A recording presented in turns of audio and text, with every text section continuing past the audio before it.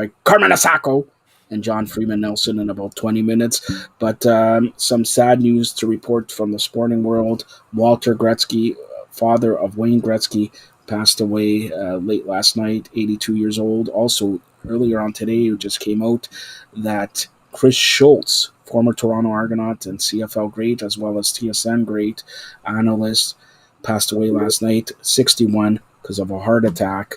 And I think we're going to be joined by Carmen. I don't know if you can hear. Hi, how are you? Here. I'm here, Joe. Sorry about that. No problem. We can't see you. Now we can see you. I could see your finger. All right, so I'll give it up to Giancarlo, but we just started off here, and you know, not only you're the soccer coach, soccer guru, but you're very well versed in sports. First of all, you probably heard that Walter Gretzky, Wayne Gretzky's dad, passed away late last night. Your thoughts on Walter Gretzky, Carmen? Yeah, I mean, it's amazing. He's been through a lot through life, and you know, probably God took a lot of pain away from him right now. But obviously, he's been a mentor for a lot of hockey players in this world, and obviously, still, from my opinion, the best ever. So yeah, thank you, Wayne, and rest your soul. All right, and I don't know if you also heard. Chris Schultz, CFL great, TSN guy. Chris Schultz, he was an analyst. He passed away last night in heart attack, 61 years old. Oh my gosh, I did not know. Yeah. That's terrible news. That's absolutely 61 years old. Chris Schultz, big offensive lineman. You know him from the Argos, number 67, and of course then went to TSN and a great analyst for TSN, and he was doing Argos radio there also, so that's a big loss. 61 years old because of a heart attack. I know this is a soccer show, so I'll give it up to Giancarlo. I'll be back here in about an hour. Carmen, can you tell me, first of all, how do people get a hold of you social media-wise? I don't know. All right, Giancarlo, maybe you know. I have to wait for John Nelson because I'm still trying to find Carmen on all social media platforms. It's hard not knowing the handle. John knows it, though. We'll get that out of him. Call Joe and he'll call me. You mean Carmen Asako? Never mind. All right, so there you go. Have a great show. I'll be back in about an hour. Thank you, Carmen. Giancarlo, take it away. Yeah, so Carmen, how you doing? I'm okay. How are you? Good to hear. I'm doing good. Saw the text you sent me about Juventus, so I'll start off with Serie A first because you have a point there. I haven't felt this since probably grade 10, looking at Juventus not being in first. I'm not used to this feeling, Carmen. So as someone like you, an Inter fan who's used to this feeling this past decade of Inter not being first, what is this? What's going on here? We always have one up on you, bud. The treble. Juventus has never done the treble. The only Italian team to ever do the treble is Inter. Okay. You got me. You got me there. So, but yeah, I text Giancarlo. I said after they tied the game, who was it against? They tied against, and it was just Verona. Poorest performance. I was like, how do you feel? How does it feel to go through what we've been going through for a long time? You know, just and then you know they're still in it though. I mean, I still think that it's going to be Inter and Juventus. Milan is finding a way to lose now. Finding a way. Well, they were lucky. I don't understand what went through the defender's mind when he punched the ball in the box. But I still think that Juventus is not out of it by any means. And but you gotta think that Inter didn't play its best against Parma and found a way to win. That's what those little moments are what champions are made of. Yeah, like you talked about like AC Milan there, like they had an interesting season because it looked like for the longest time they were getting that lead in the first place spot. They were cruising at some points throughout this season, and then the losing started happening, the draws start happening. So if you're their coaching staff, like what do you do to get out of this? You have Zlatan there, veteran leadership. Is that enough for them going forward? I mean, I think they're where they should be. Um, I mean, I think they're still ahead of where they should be because they have, Kessie and Leao. These are young, like Leao's a young, up and coming star, and he's already overachieved. And the likes of Rebic hasn't done enough yet. Teo Hernandez is another one of those young stars that's going to find, gaps, and their center backs aren't world class just yet. Kaichar, and they've got work to do and they've got experience to gain, but I think they're where they should be, and a European spot is what UEFA spot, sorry, a Champions League spot is where they should be. But by everything said and done, I think that's where their level is. And speaking of Inter, also you brought up there that 2-1 win over Parma. Was this a little bit too close because like Sanchez got them up and then right away they get the second one, and then near the end it looked like Parma started getting some momentum and could have tied the game. Does that worry Inter supporters? I think the first half, the first part of the game was worrisome a bit. They took the game to Inter. They were missing, and the Inter killer is usually Gervinho. Gervinho out, Cornelius out. They had a lot of injuries there, but they played a fantastic game, a fantastic pace. And to be honest, I would say they're the better team, but they don't have Lukaku and Sanchez, who's resting Martinez. Sanchez comes in and scores 2 goals. So, these are the things that they don't have. They have a very good coach in Diversa. They have a very good, a solid team, great group effort. I thought they took the game to Inter at times. But again, Inter is comfortable with that. I think they're more comfortable with that because they know that their 2 strikers are going to get into 2v2 situations or 2v3 situations, and they can get the players up. They were outpossessed for sure, and they were probably outshot, and but they still found a way to win, not being at their best. So they might have ticked this box, looking at where Parma is, and said, okay, we can move things around and maybe get a bit of a break. But they had to earn it. They had to definitely earn it. Yeah, and Lukaku is slowly becoming Inter's favorite player, it seems like, and it's causing a lot of Man United management supporters to be a little upset. And this is what Man United actually, their management is monitoring Inter, and they're demanding a payment of 43 million euros or pounds, actually, over here. So if you're Inter, do you say take a hike, or do they actually have a point here? Well, I think Man United should be quiet because we all know the power of lawyers and the power of the law and the power of agreement and statements. I think that they will get their money. I think that I think they may have been late on a payment here or there, but I think that every team right now is going through a little bit of a financial stress. But I do think that that the law will make this go even longer. So I think they should be careful. They may be showing a little bit of sour grapes because they gave up Lukaku for Cavani, Martial. So I think Inter got the better of the deal. So and even financially, he's probably worth double of what they paid for him right now. And you never know. Like Man City and some other teams are all over him. So yeah, they probably should be a little more quiet because they probably should be working in conjunction with Inter on this situation because we all know what the law can do and how long the law takes to come to conclusions about things. And they're also like saying that maybe players would have to be in the deal. Like, are they putting themselves at risk here if Inter comes back and has all these paperwork filed out? Like they have all this past stuff about other players maybe that were discussing a deal. Could one of these teams be at risk of being, I guess, losing their transfer market privileges for maybe the window in the summer?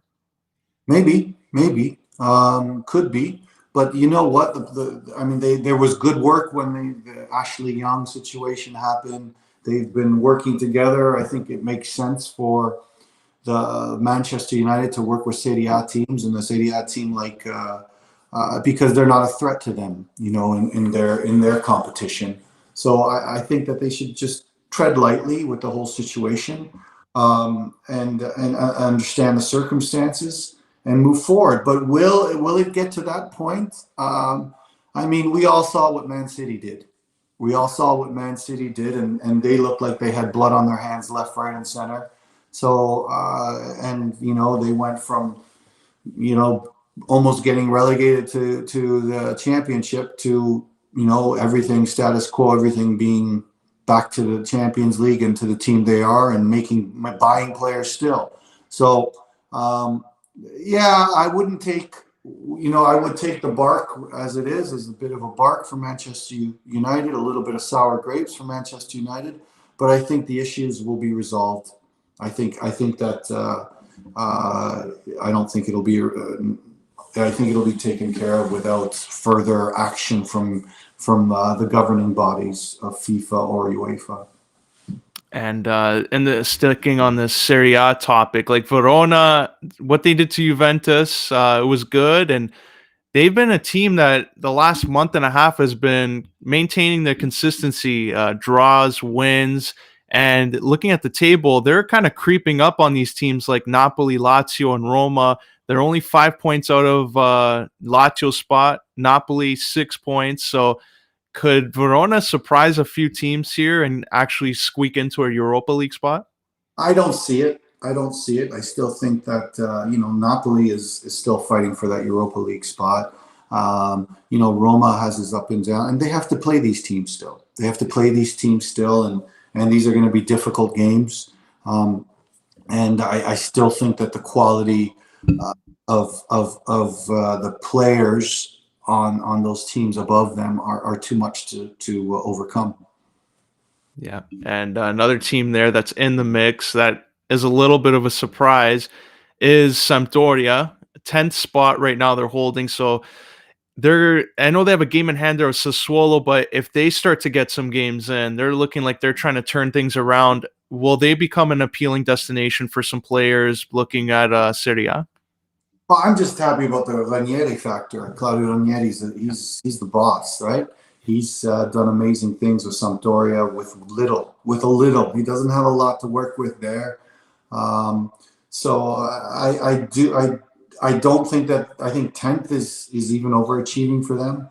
And I still think that they will attract some names, but Ribéry hasn't done much. Players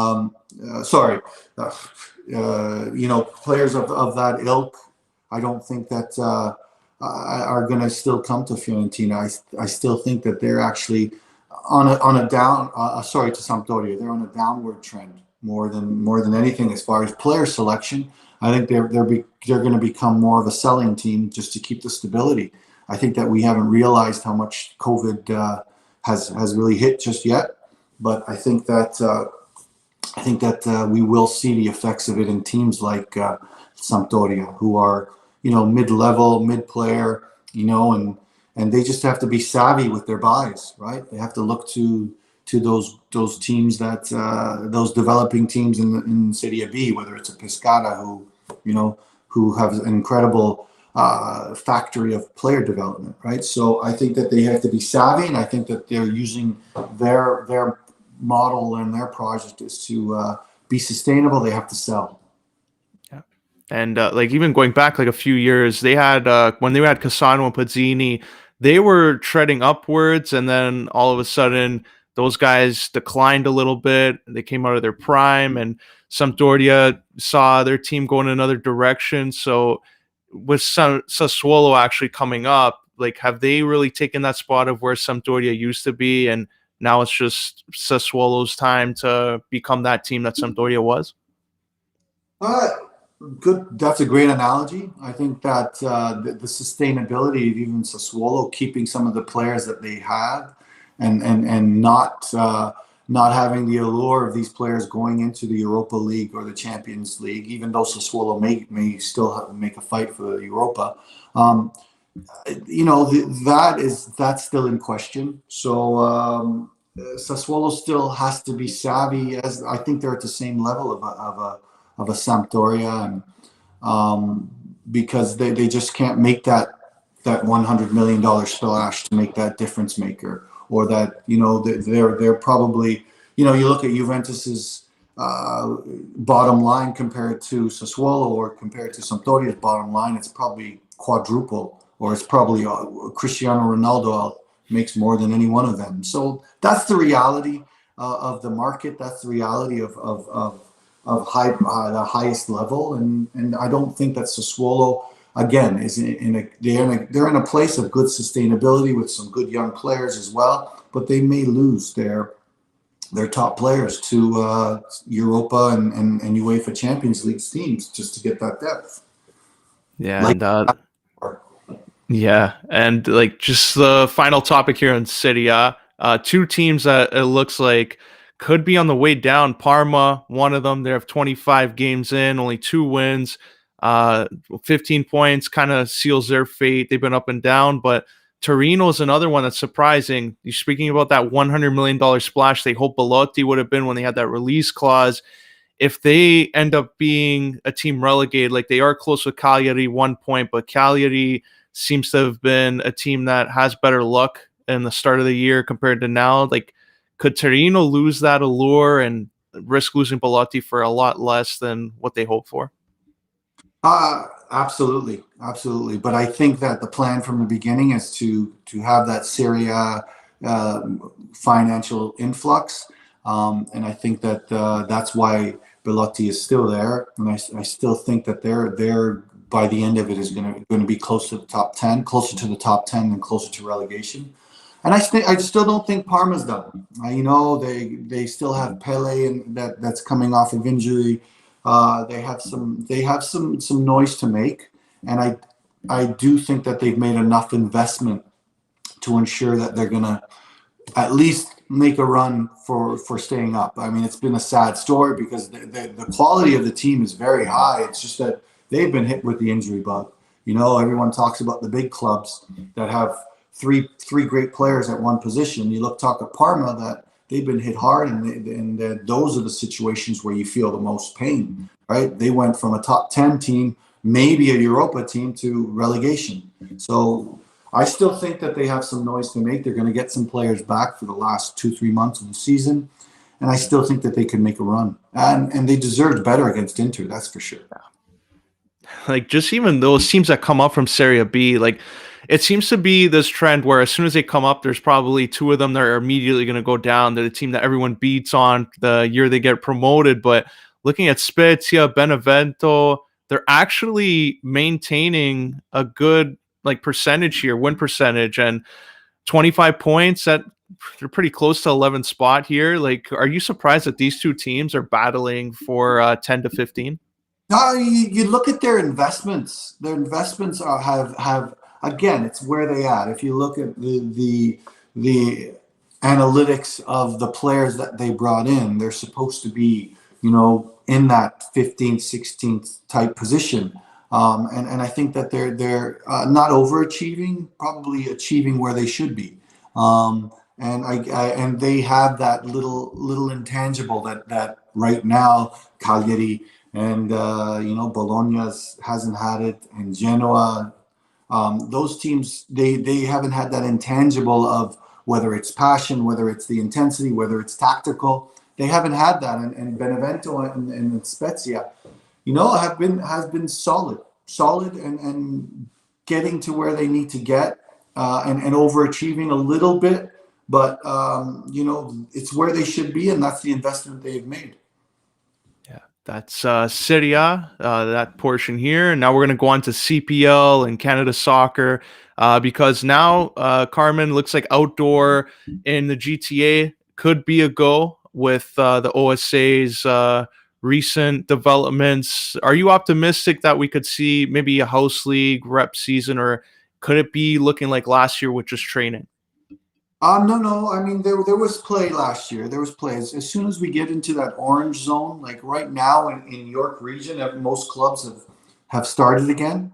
In groups of 10, social distancing. And when the weather gets nice, which is supposed to be this weekend, I think more fields are going to open up. So I think that we'll see a gradual back to play protocol and back to play leagues, regional at least. So I think right now Toronto's in a tough spot. Peel's in a tough spot. It might take them a little longer. But I do see some semblance of competition for sure, especially in York region within their pods or whatever within the York region itself. I think people are preparing for that. Most people are preparing for that. And you will definitely see, obviously, the sad thing is right now they're announcing, I believe, the final between Forge and TFC for around March 20th. And, TFC's been training for the last month or more, and Forge hasn't been allowed to, train more than individual training. So they might get to groups of 10 right now, which we hope, but I mean, where does that make sense? That's totally unfair. And they might have, let's say, 5, 10 at most training sessions as a group compared to TFC's 2 months. So, we've got to figure all that out, and we got to figure that out for the CPL, and the government, has to be a little more cognizant of where CPL is as far as a professional national league, and kind of level the playing field there. In saying all that, it's going to be difficult to get to full competition. I think though district and regionalized, there will be competition even at the house league level, for sure. And so do you think, because another interesting point that some people were maybe bringing up, like if they do with that training model that they had last year, intra-squad, that maybe instead of having a full season, you can have tournaments every other weekend within age groups, like a U8 tournament on Saturday and then U12 to 15 on Sunday. Do you see something like that happening or being something that is a positive, or would you rather have like a full 8-team going at it throughout a season? I think it'll be, like I said before, it'll be district. So you'll have the teams from the York region competing against the teams in the York region, probably bubbled. You play the same team for 3 weeks, you take a break, you play the next team for 3 weeks. You know what? There's so many ambiguous factors that are gonna lead to making decisions. But I can just speak from what we're trying to do is that like a central regionalized or Ontario type league probably won't happen, because like we've seen, different zones, different districts will be at different colors, and I think that'll continue. But as we move forward, there will be competition. I don't know if it's going to be the tournament type thing, but I think that there'll be days we're competing against different clubs, like Club Day, where Woodbridge and Vaughan compete against each other. Woodbridge, Vaughan, Richmond Hill. I think that the festival type atmosphere, which happened in small venues, was kind of too much last year as far as social distancing, as far as organization, as far as all that's concerned, as far as monitoring and tracing. But I think they'll be a little more conscientious of competing in smaller groups, and then being in smaller, more localized venues, rather than have everyone in a tournament style type atmosphere. Yeah, and also the university level as well. Like I know York, they're opening buildings in the fall. So September is I guess a target date. Does that maybe leave sports at a disadvantage, especially soccer, where maybe you won't be able to train or have a game, competitive match at that field over there? No, the opposite. It's great news that the students are coming back on campus. Probably won't be the big classes, but it will definitely be classes sizes of probably 25. So it's great news for us, because we're moving forward with scheduling. Obviously, it'll be a revised schedule type thing, but we are really looking forward. We're looking at, you know, three-ish models right now. Hopefully we have a better idea of by maybe May, June, like what the finalized model will look like. But we are looking to compete. We are looking to do OUA playoffs and national championships. So no, school's moving forward. The sport of soccer is moving forward, yeah, we're really excited about that. There's a lot of news moving forward, and hopefully we'll have a regular season, you know, latest 2022. But who knows? Well, maybe we'll definitely have some sort of regular season and playoff season this year. And looking forward to that because your teams, Carmen, they always win, and you're gonna have another trophy hopefully. But who's is there another university or college that you see something similar in, that they seem to develop a lot of quality players all the time, that maybe you see in a tournament and they've become a rivalry maybe? Well, I mean, if you look at the divisions that could be, if they do it this year, and you have York, Ryerson, UFT, Guelph, Mac, and University of Ontario, who's done amazing with their program as well. All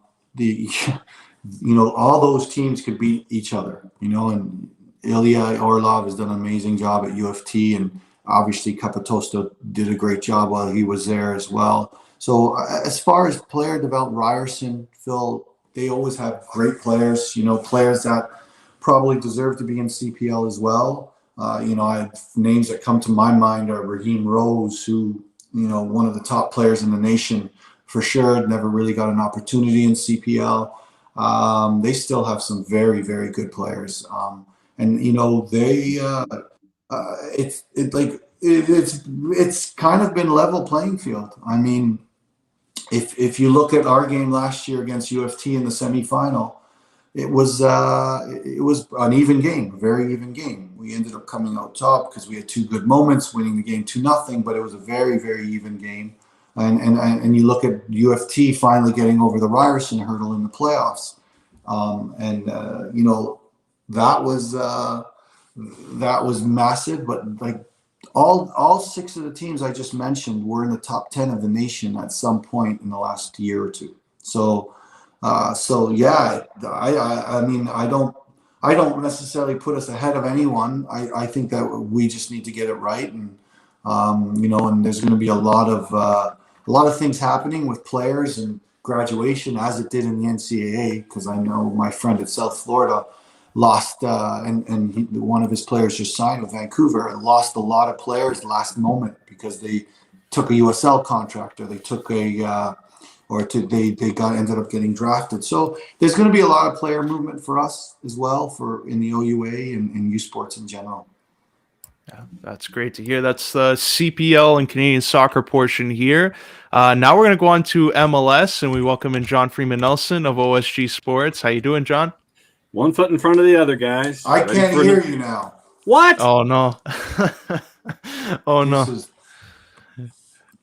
Can you hear me? Yes. Yeah, I hear you. I hear you. Yeah? Yeah. Every time you come in here, you just want to shut me up, John. I get it. I get it. But I guess I'll start with you, John. Well, hopefully Carmen can hear you after.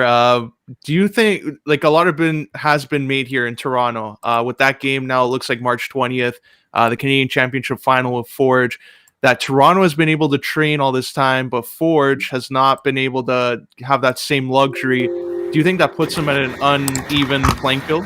Oh, naturally, I think so, because of what we're looking at from the idea of just straight preparation. I mean, if you're looking at how you want to try to prepare for a championship, I think that you would want something of as even a playing field as possible.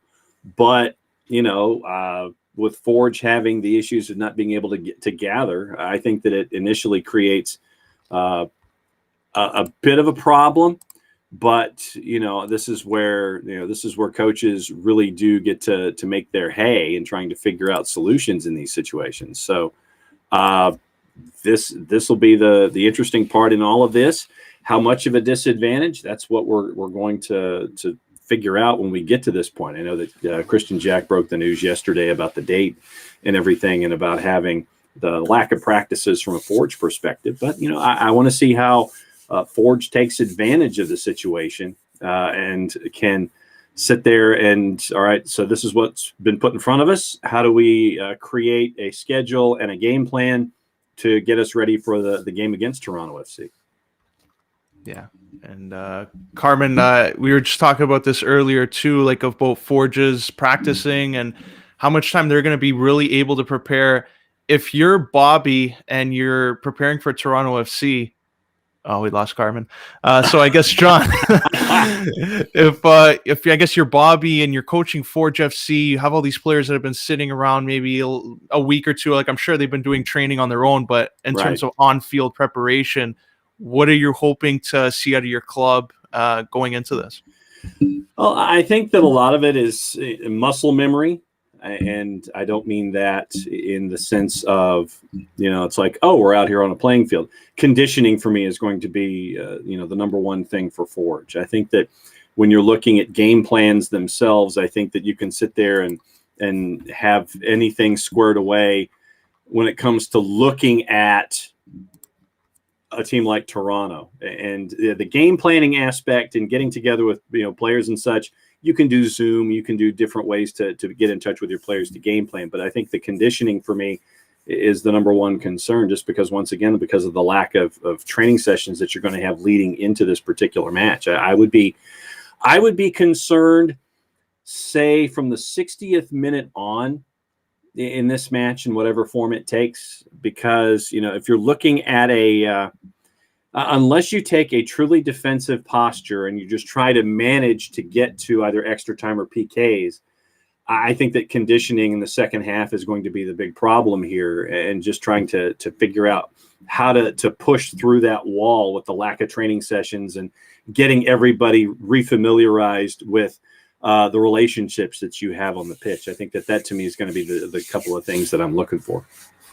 Yeah. It's going to be interesting next couple of weeks. I know Toronto FC is heavily favored in this, but you never know with Forge. It did well in their CONCACAF league, so to wait and see on that. But speaking of Toronto FC, John, Boré and River Plate has been linked to them.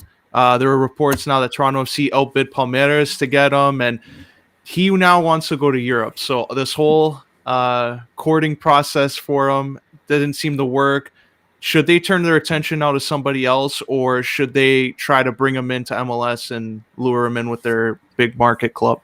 Well, I think the larger issue is the replacement. And I think that with windows closing in South America, what you have to look toward here is the idea of, all right, so we want to bring this guy in, but can the club feel comfortable enough in making sure that the replacements that they have on hand or on the roster will be there as enough of a replacement for the talent that you're losing? I think that this is more of an external issue for Toronto than it is an internal issue for Toronto FC. It's not necessarily bringing the player into Toronto FC, is can the team afford to lose him now? And I think that also with the financial situation that is facing a lot of South American teams right now, you're looking, and it's not just in South America, it's in a bunch of different places, but when it comes to the paycheck and whether or not the check clears from the club that's interested in the transfer, where is that larger check going to be coming from these days, especially if teams are having financial problems? Is the check going to be larger from a Toronto FC and Major League Soccer, or is it going to be a larger check from Europe, and will it clear? And so I think that right now, probably the notion that you're going to be looking to Europe, you're probably going to wait a window. If you're Boré trying to figure out, it's like, I want to go to Europe, and instead of being caught into probably a 2 or 3 year deal if you come to Toronto FC, I'd be looking to the Northeast if I was him. And so I guess by process of elimination, that means that you're going to be looking for other South American players, but the reminder being, it has to be from a club that's willing to part with that player and be comfortable with the rest of their roster. That's the larger point here. Yeah, like Boré, I know a lot of people have been talking about him, and he has been linked to Toronto, but like if he wants to go to Europe, maybe at 25, he's looking at this as a good opportunity to go to Europe, maybe if it's 3-4 years, and then come back for a bigger deal in MLS. So that's going to be an interesting one. Carmen, I'll do a sound check here. Do you hear us? Oh, no, I don't hear Carmen. Now we don't hear him.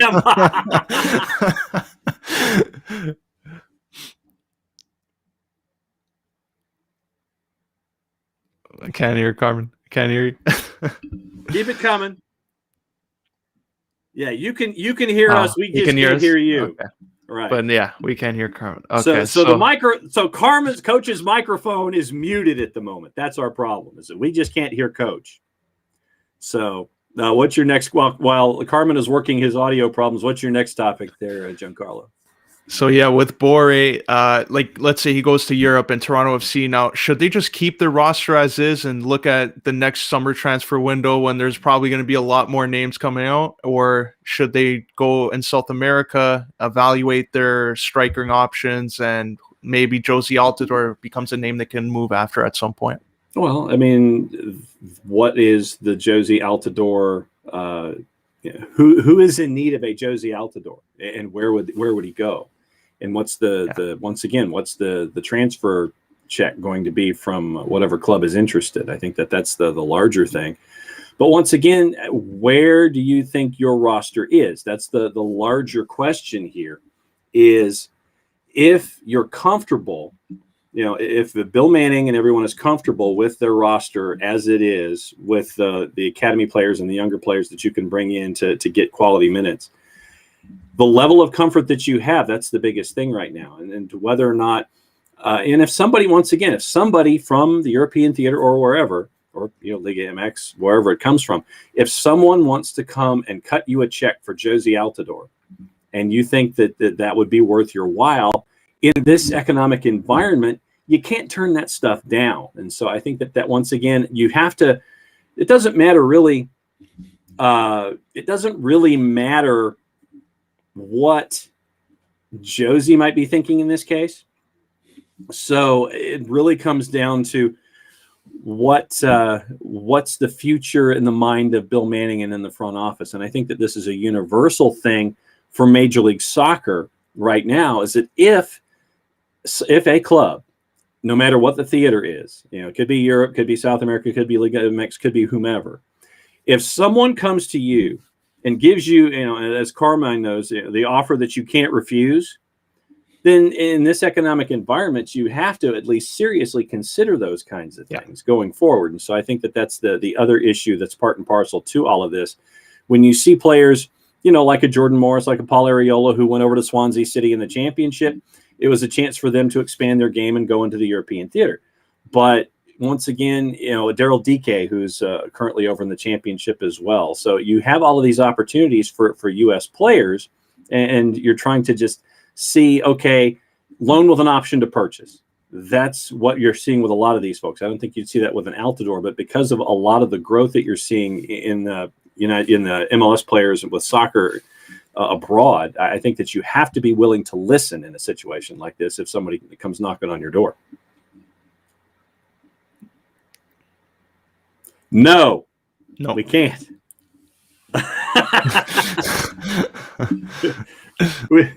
we can see it. You look great. You're styling and profiling. Just can't hear a word. Next up, Giancarlo, hit me. What's on your mind? So, with that TFC then, because I know Atlanta, they're going to be looking around there. Joseph Martinez, hopefully going to be back to 100%. Yeah. You think Atlanta will have more roster moves as the season goes on? You think they'll stick with that whole formation? Right now, I think they're good because you're having guys who are signing deals one way or the other. Ben Lundgaard signed an MLS contract the other day. He was with Atlanta United 2 last year, so that gives you goalkeeper depth. Rocco Rios Novo, who was brought into the country, he's going to be with Atlanta United 2 this year, another young goalkeeper that's going to be a part of that depth. You're seeing players who are being brought in right now, not officially, but it looks like there are some players coming from South America who will be spending time with Atlanta United to grow their game. I think that right now, where Atlanta United is concerned, I think that they're comfortable with where they are, but don't be surprised if things happen in the summer window. I know a lot of folks are looking at a player like Ezequiel Barco and seeing what might happen with him starting in the summer window or something when the season's over in the winter.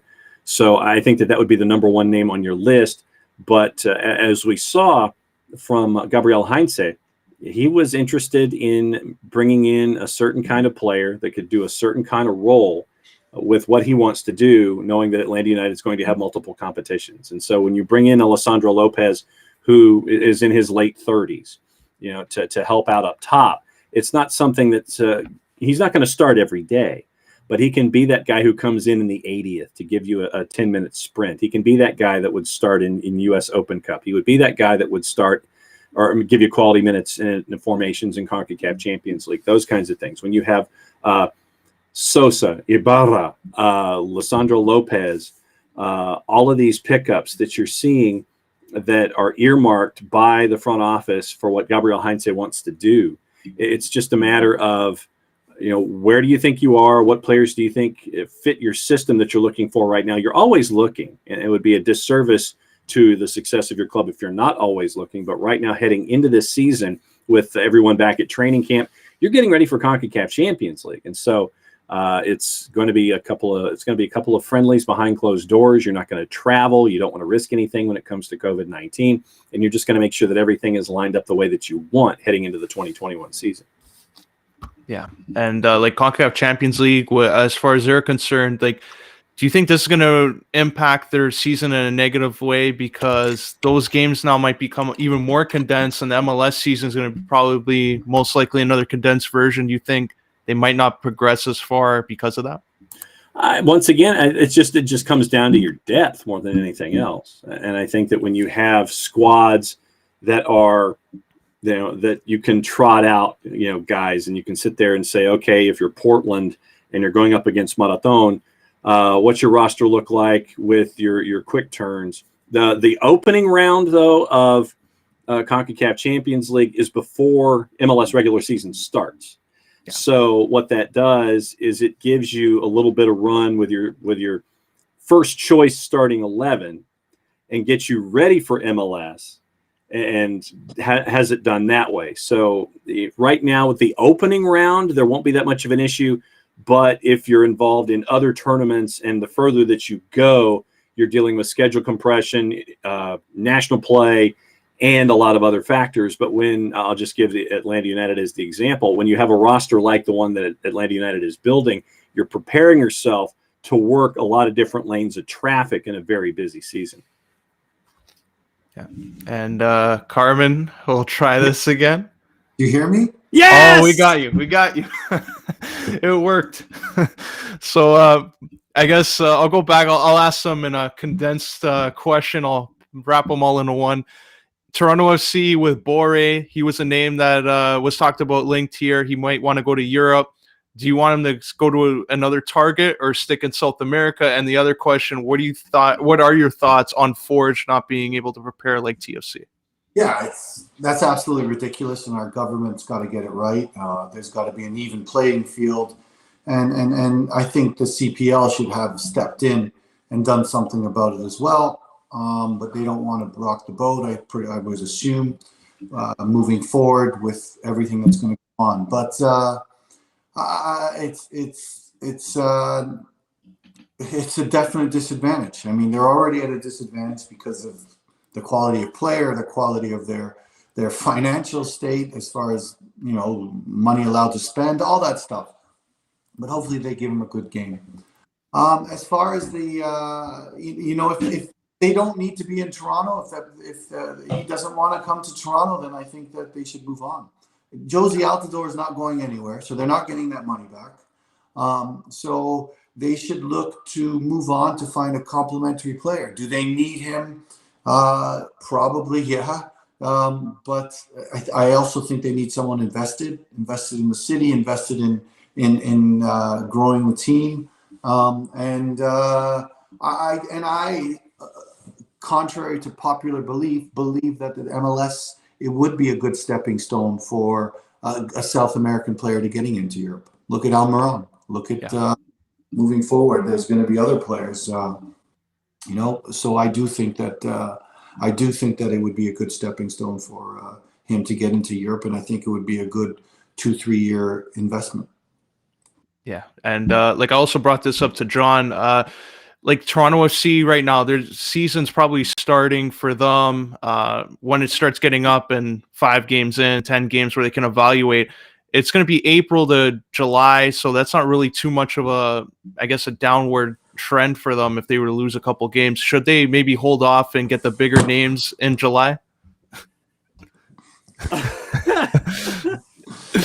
No, it's just really right now. You still got some time to get your roster squared away, and I think that there are some teams that are still looking to add pieces here or there. But if you're cool with where you are, then I think you should be cool with where you are. Just because you have a window coming up or a window closing doesn't mean that you should do something with it. Just because you have a car sitting in the driveway doesn't mean that you need to go to the grocery store. If you need to go to the grocery store, if you need to go to Zellers, if you need to go to Bay Company, then get in the car and go. But this isn't just going down to, this isn't going to Walgreens or something and just picking something up. This is making sure that your cupboard is fine, that you're satisfied with where your cupboard and your fridge are. And then if you think you need to go buy something, then go buy something. I mean, I don't think that the closing of a window should intimidate you into making a purchase that you don't need to make, if that makes any sense. Just because something's there, just, wait until the summer, then you can address things. I mean, Nashville did it last year, as a matter of fact. What Nashville did was they built from the back and they built a spine. Early on, and Nashville was getting just absolutely loaded on by anybody and everybody that was looking at their approach. It's like, well, why aren't you doing this? Why aren't you doing this? Why aren't you doing this? Gary Smith has been known to be a very pragmatic coach. And what I mean by that is not, Big Sam negative, West Bromish looking things. He's very pragmatic. He's very realistic about his approach to the game. And so when you bring in Romney and you bring in Zimmerman and you bring in Dax McCarty and you bring in other folks, and then you bring in an Alistair Johnson from the draft, and you bring in that defensive and Joe Willis in net, you're building a base to get you adjusted to the season. And I think that you have a lot of other teams that do that. But then when you got to the summer window, that was when Nashville started adding Yonder Cadiz and then adding all these other offensive pieces. And we saw what Nashville was able to do by the end of the year, get into the playoffs, make some noise, and really, I thought made a fantastic showing in their first season. So there are different ways to build, but it doesn't mean that you have to build everything now if you don't have the resources available to you, or if the individuals that are out there just don't quite fit. So just don't put yourself into a position where you think you have to make a deal for the sake of making a deal. Yeah. And Carmen, some of the young players now are going to be taking advantage of an opportunity here. I was actually surprised on TFC's press call. Chris Armas was talking about these players and the youth, but didn't really talk about Jordan Peruzza. So are you hearing anything about if Jordan Peruzza is in their plans, or could he be on loan to the CPL? I've been hearing a lot of things about Luca Petrasso, how they're looking to fill the left back spot. And I think that it looks good that they're going to sign him, but maybe put him out on loan. And I think USL, for some reason, there's not a great relationship right now with Toronto FC and the CPL. I mean, you look at other teams; they've already loaned players out. I'm not sure what that is, but it would make sense that Jordan still goes out on loan. I mean, he's a 2001 born player, so 20-year-old young man. And is he going to play ahead of Josie Altidore, Canola, Achara? I don't know. Achara could play in the wing for sure. Should he be getting opportunities? I think so. I do think so.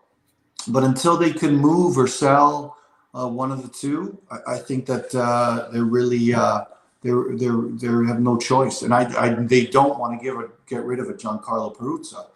You know, you also look at the Zavalletta signing, kind of scratch your head about that because you know you have Julian Dunn waiting in the wings. So for me, I'm not so sure. Like Julian Dunn went and did a fantastic job with Winnipeg in the CPL Island games last year. We'll see what happens with that young man, but lots of upside. Already has some MLS experience with Greg Vanney. But you know, there's a couple of situations that scratch my head. I have to scratch my head. That's one of them for sure. You know, how is Armis going to work with Prelo? You know, and Jaden Nelson, like where's he going to get his time in? Is he going to be more of a fixture in the team, right? And maybe John could help us out. What's the status of the MLS Reserve League? Because I know they were supposed to be, you know, they were supposed to, like they did back in 2007, they piggyback on games in the Reserve League. But what I heard was it's going to be on hold, especially for the Toronto teams. Yeah, it is right now. I mean, the USL Championship and USL League One are still up and running. And they have what they're referring to as rolling start dates. For the USL Championship, they announced their alignment for divisions and such. And so you're looking at their league coming up toward the end of April, early May. Same for USL League One, where Toronto FC2 was. So the USL League One and League Two, they're still going to be up and running. Obviously, they're going to have a bit of a later and staggered start from where Major League Soccer is.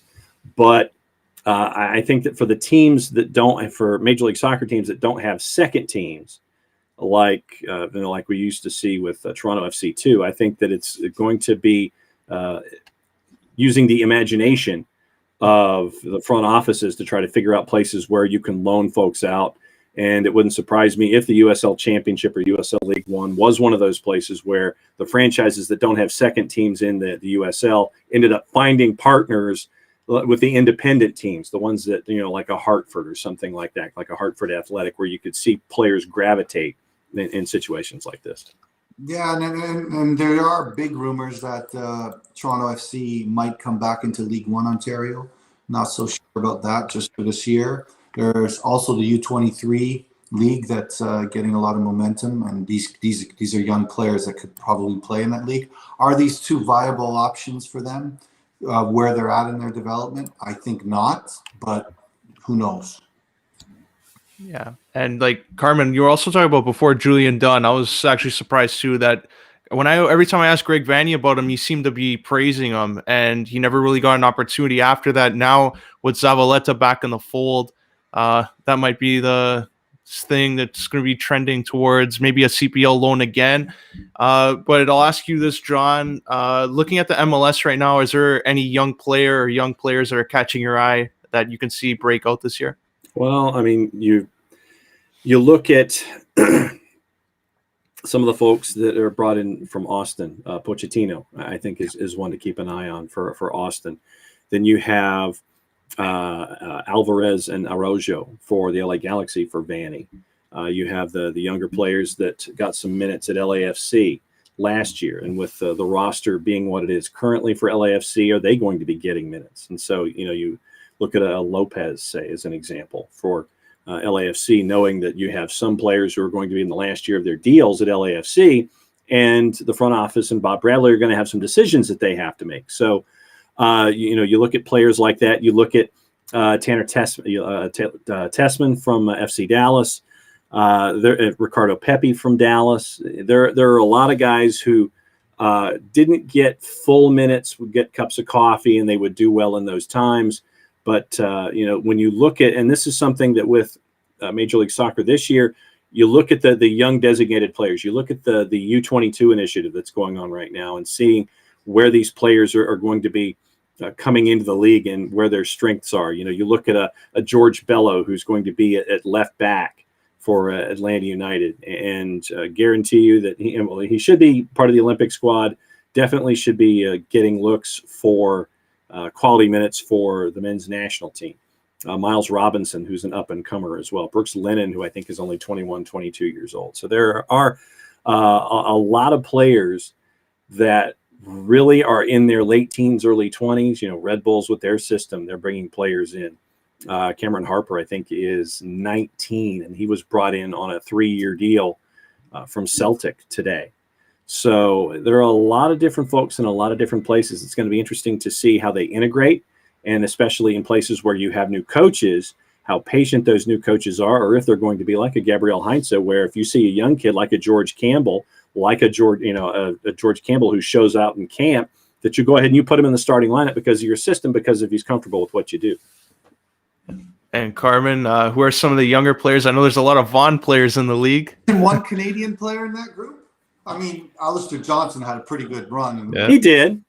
And he's already here, Coach. He's already here. Okay. Paul Miller moving to Montreal might be a good thing. And Montreal's roster, obviously, without their mentor, who I think did a good job with the young players there. Ryan Raposo, maybe hopefully he has a lot more to say in his years. And, Baldissimo had very good glimpses with Vancouver.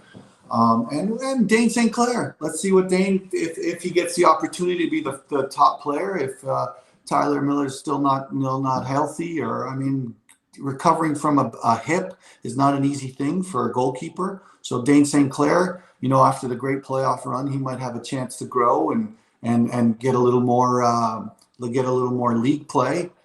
So players like that, I think, on the Canadian side, Tajan Buchanan, he could assert himself as one of the top 11. No question.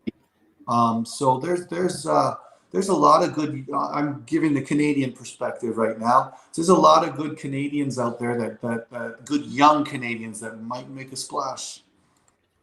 And it's a nice time because we haven't really seen that in past years. Like now, even looking at Toronto FC, they have so many young Canadians that maybe could play for the national team one day. It's great to see that progression there. And John will know this. He'll attest to the fact that Canadians had a massive impact in the beginning stages of MLS as well. Jeff Onger was one of the best players in MLS at that time. You look at the kid from the left back from LA Galaxy, Ante Jazic. Players like that made a big splash in MLS as well. Pat Onstad, one of the best keepers of all time. So we've been asserting ourselves in that North American League, and so let's keep it up with these young guys and make sure that we grow with them. And you also brought up Dane Sinclair there. He was an interesting story, how he just came in and he wasn't their first option. He had that opportunity, and maybe this year they'll see that and give him the time. Like, was he always like that kind of player when you were dealing with him? Well, he's won a national championship at University of Maryland, which is and the kid is at his best when he needs to be at his best. He's a big time player. He's a big moment type player. When he gets more time, he'll just be more consistent. And his mentality, his swagger within a working environment, and all that stuff that a keeper needs, he has. Right. He's just got to work on his distribution and be more confident in it at times, because there were times where his decision making, obviously, you're in a first year situation, a little suspect, and the opposition was able to take advantage of it at times. But the swagger is there and the raw ability is there. I think it just means that he needs more first position reps in a situation like that. Agreed, 100%. And I think if he gets those opportunities, those things will come up. But in the end, he'll get you to a Western final and, make that big save when you need it. And I think he's one that hopefully the national team bring up, and I hopefully he has an impact on the Olympic team. But what I'm hearing is they're going to bring him to the full national team, which doesn't make sense for me because Boyan's going to be playing the majority of the minutes there. Yeah, and that's end of the MLS. We'll go to EPL because I know Storm and Norm Rumack was happy to see this result yesterday. Chelsea 1. I don't know who you're talking about, 0. Giancarlo. I really don't. I have no earthly idea who you're talking about.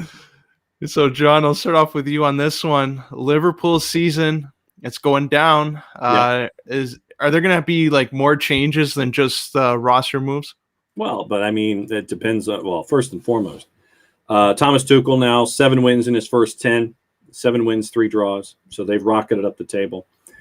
I think that there's going to be a lot of soul searching by Jurgen Klopp in the offseason.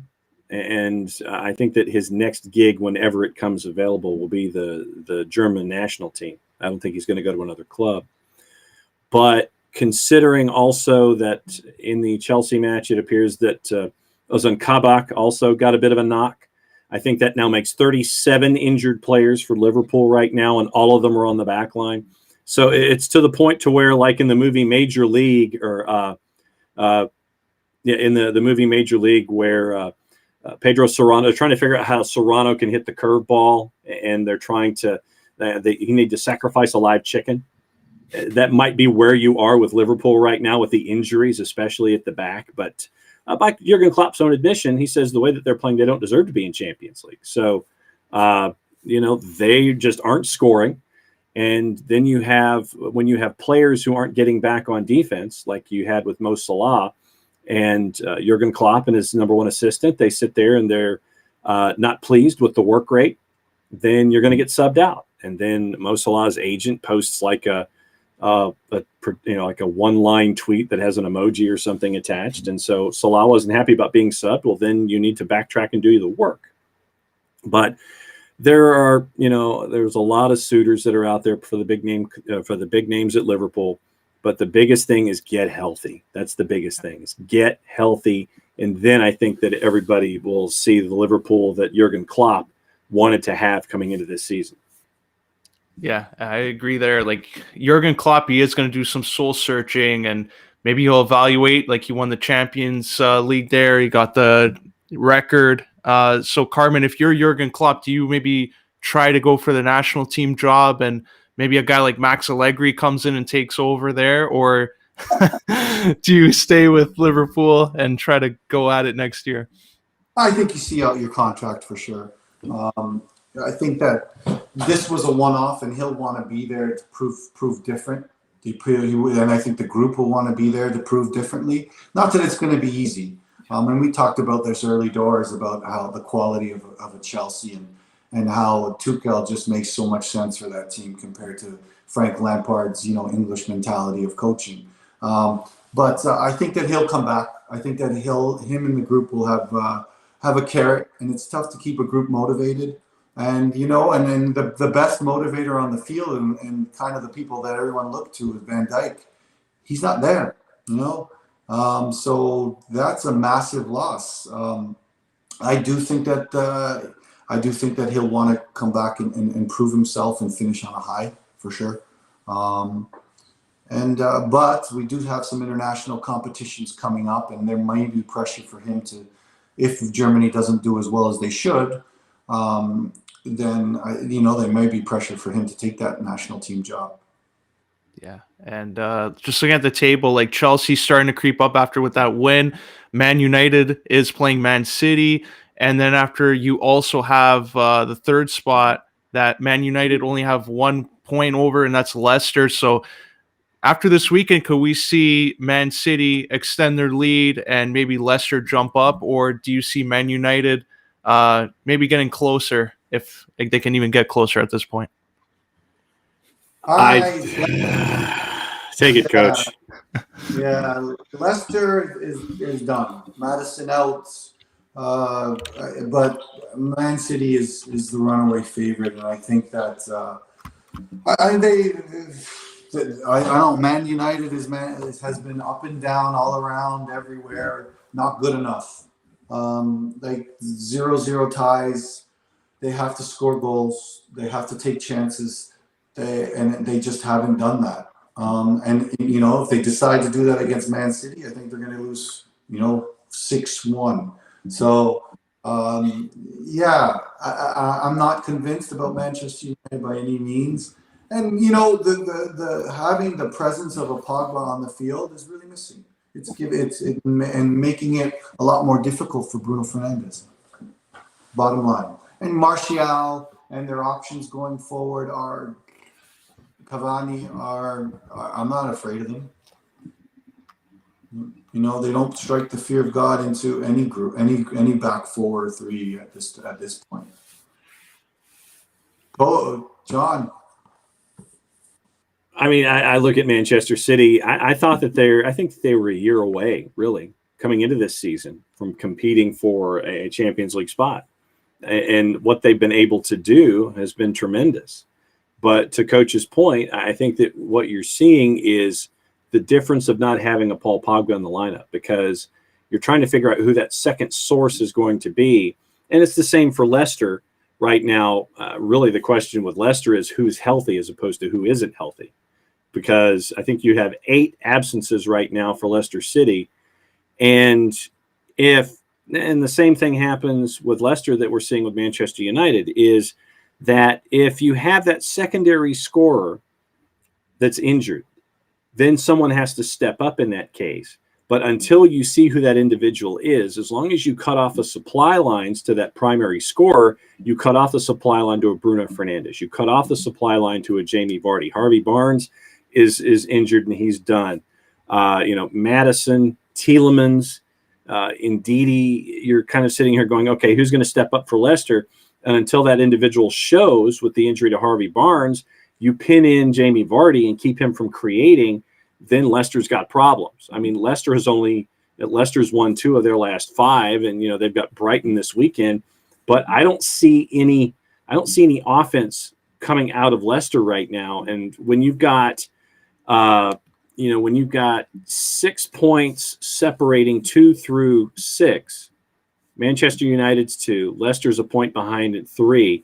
Chelsea has caught fire, and they're only a win behind Leicester, and they're ahead on goal difference. Everton, with a game in hand, they could be breathing down their neck. West Ham, with a game in hand, they could be breathing down their neck for Leicester. And so I think that this is the worst possible time for a team like Leicester to have all these injuries, because what I've noticed from Brendan Rodgers is that, and this goes to his time at Liverpool and his time at Celtic and his time at Leicester, is that what he wants to do is he wants to have the same starting 11 out there, sprint to a point, and then hang on. It's like, and you get to second and you try to hang on to, European spots or what have you.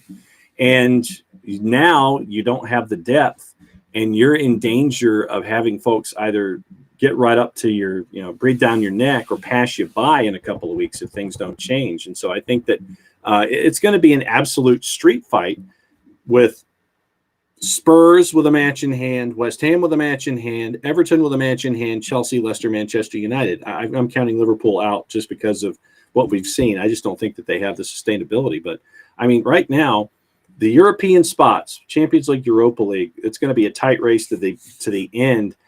I don't know if Leicester hangs on. I really don't. What's all this talk about Chelsea? All right. Norm Rumack's even watching you guys and said, started it. I didn't have anything to do with it. Giancarlo, you started Chelsea talk? What's wrong with you? They were playing well. Sooner or later, Carmen's going to text me and say, get Norm on the air here. He's sleeping with his Starbucks on top of him. All right. So I know this is his white T-shirt too, the one. Yes. You could see Norm Rumack. You got an avid viewer in Carmen Asako. All right, got an avid viewer, Carmen. I know I asked you at the beginning of the show, but I want to get John Nelson's thoughts on this. So, John, we're going away a little bit from soccer to you're a perfect guy to talk to. Maybe you even talked to this guy before. First, Walter Gretzky, the father Wayne Gretzky, passing away. He had Parkinson's disease and other ailments. Your thoughts? Did you ever meet him? Did you ever talk to him?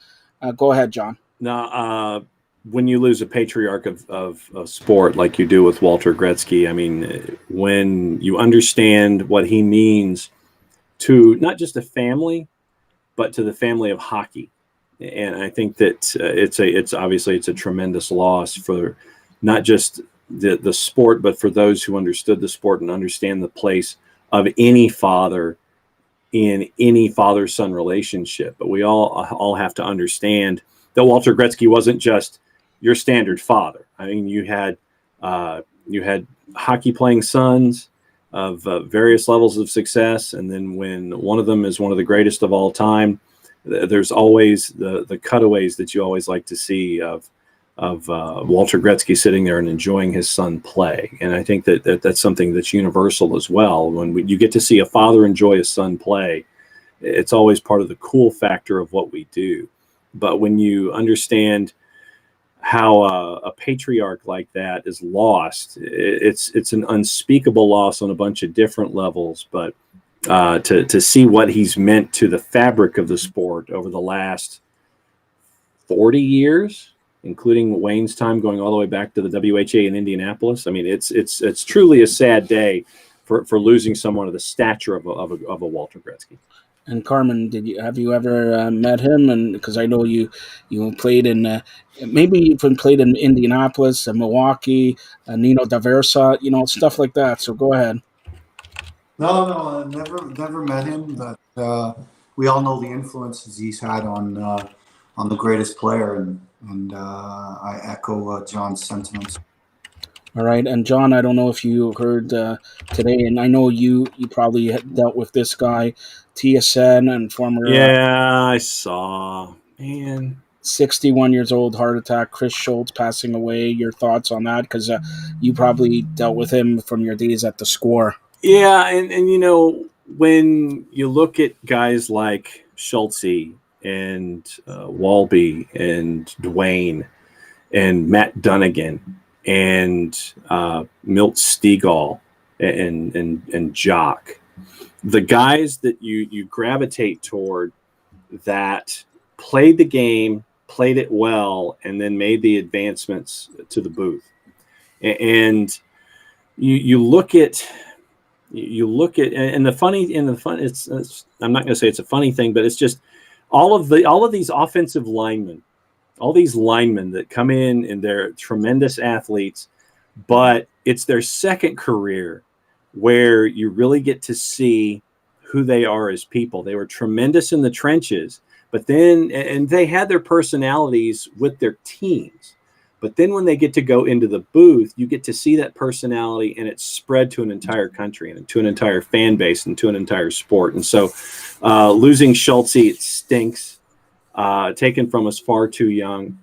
But knowing what he meant to the sport on the field and what he meant to the sport in the booth, hopefully a lot of folks can take his analysis and take his way of doing things and apply it so we all can remember what Schultz meant to the game and how he can be of an impact to the next generation of sports announcers going forward. And finally, John, you touched on this on Fired Up Live to begin the show yesterday. You're based in Atlanta. I know Carmen secretly is a huge wrestling fan, okay? She's secretly, even Iron Sheik says, Carmen Hakpu, all right? So, he's a secretly a big, but Crockett, Jim Crockett Jr., give me your thoughts, because Giancarlo's not old enough to remember Crockett. Yeah, well, I mean, when you mentioned Crockett, you mentioned Crockett Promotions. In the southeastern United States in the 1980s, and then through the growth of World Championship Wrestling, the National Wrestling Alliance, all of the federations that are in the southeastern footprint of the United States, and the growth of WCW and the NWA, to see a Crockett promotion, you knew that it was top notch. You knew it was going to be top of the ladder stuff. You knew it was going to be great entertainment, great action, and great, just a great involvement for sports entertainment at the time. And there were times when Jim would be on camera as a bit of an instigator and as someone who would move a story along for the sake of having that authority figure that was associated with things. But you didn't turn anywhere in the TBS footprint in the 1980s without knowing that a Crockett was going to be a part of it, whether it was early on Saturday mornings or during Saturday nights when Superstation TBS ran all the wrestling programming. All right, two final thoughts here. One, I don't know if you guys know, in what day is today? March 5th. So in 11 days, it's somebody's 26th birthday. All right, 11 days. Carmen. Yeah, Carmen 26. He doesn't look a day over 25. Giancarlo Lino. So hopefully we'll be on here. Giancarlo, a very big. He does everything, the edits and everything. Even now, we had to on his own show. It should be not the soccer show. I should entitle it the Giancarlo Alino Show, starring John Nelson and Carmen Asako. No, soccer show sounds good enough. I'm good with that. So that's March 16th. And today, listen to this. I just want to take the special opportunity and wish my mom and dad a happy 49th wedding anniversary. 49 years. Carmen, how long have you been married? Too long. No. Let me ask your wife. Where's your wife? Come here. Too long. All right, don't say it. Don't say it. John, go ahead. How long? Let's see. So subtracting here, what's it? 8+. 8+. Okay, 8 and 3 months. Okay, so well, eight and almost 2 months, and the end of this month will be our 12th anniversary of being a couple. So there you go. All right, and Carmen's looking around for his wife or whatever because he secretly wants to see. Look at his face. Look at his face. Okay, Carmen, I won't go there. That all the time. Giancarlo, do I have to ask? Giancarlo, I'm only 25. All right, so let's start off with John Freeman Nelson. John, tell everybody how they could get a hold of you. Easiest ways on the Twitters at OSG Nelson. Don't forget to download the Soccer Down Here app and the OSG Sports app, available iOS and Android for all of the Type A+ soccer programming. Soccer Down Here Daily Radio with Jason Longshore and myself and a cast of thousands. Monday through Friday, 9 a.m. until 11. Soccer over there on Monday nights from 7 until usually 9:30. The show's growing in and of itself. Other 1v1 programming as well. And also, you can follow along at OSG Sports on Twitter, on Instagram at Cute Sports Guy, because when that's what your wife says you are, that's what your handle is. All right, so Giancarlo started off this whole show, and yesterday, before we went to Fired Up Live, Giancarlo, remember the question you asked? Can we ask John or Carmen what was? Go ahead, Giancarlo. What was the question? I've been looking everywhere. How do you follow Carmen on social media? At Carmen Asako on Twitter. Carmen has. Wait, John, I want an update on the UPSL championship. I believe it's in Atlanta, the national championship. That is correct. The national semifinals are at 5:30 and 8:30 today, and the third place game is Sunday at noon, and the championship game is at 3 o'clock on Sunday afternoon. It is. Let's see. It is Cap City SC out of Austin, Texas, and Olympians out of Mesa, Arizona. That is your first match at 5:30. Brockton FC United out of Brockton, Mass, and Jenga Atlanta, which is changing their name after this tournament to Atletico Atlanta, and Joao Garcia. They are the nightcap at 8:30. You can catch all of those games on Maikuju TV. Jason Longshore, someone that you guys all know, my broadcast partner and amigo, he is calling the matches for the UPSL. So mykuju.tv for the UPSL National Finals, 5:30 and 8:30 today, noon and 3 Eastern on Sunday. And hold on, Giancarlo, since he hasn't talked about it, Carmen, any word on lady soccer Canadian-wise here? You're the coach and all that. Anything new regarding university or a lady soccer, or for that matter, man? We talked about the return to play, and there's a lot of talk going on about a kind of Division 2 in Canadian women's soccer as well, kind of joining with the WSL eventually. So it's some exciting news, whether it's a couple of teams from Calgary, a couple of teams from Winnipeg. So it's exciting news, and we'll see. And have you started to learn some French? Because I hear Montreal still needs coach and all that. Have you started learning some French? Do you want me to teach you some French? Okay. Oh. How do you say dollar bills in French? How do you say dollar bills in French? Show me the dollar bills, and Carmen will go. That's it. Oui. No? D'argent. Darja or whatever. All right, you need to. There's should be a new coach, Carmen. You either have the choice be for soccer, or I know they hired a new coach there for hockey. But do you want to be a hockey? Come on. Yeah, I was this close. I All right, just, Giancarlo, tell everybody how they could get a hold of you. Yeah, you can follow me on Twitter at John_411, Instagram at Giancarlo_Alino. Check out my previews for Saturday's UFC, Sunday's AEW. They'll be up on FiredUpNetwork.ca. And if you're in Toronto, Vibe 105. Right now, they replayed my interview with Martin Cove, Sensei John Kreese on Cobra Kai. And stick around next week. A little teaser. You haven't heard the last of Cobra Kai. We got another interview planned out there. So season 4 coming up around the corner, brother. All right, stay like that. Stay like that for the next 60 minutes. All right, Carmen. Stay like that. And by the way, Carmen and John and Giancarlo. What is Carmen Asako's? How do you follow him on Twitter? At Carmen Asako on Twitter. All right, for Carmen Asako, for John Freeman Nelson, for Giancarlo Alino, this has been the Soccer Show. Carmen, any last comments? no. Wax on, No. wax off. Come on. Crane kicking the competition. All right. Thanks a lot, guys. Thanks. Bye.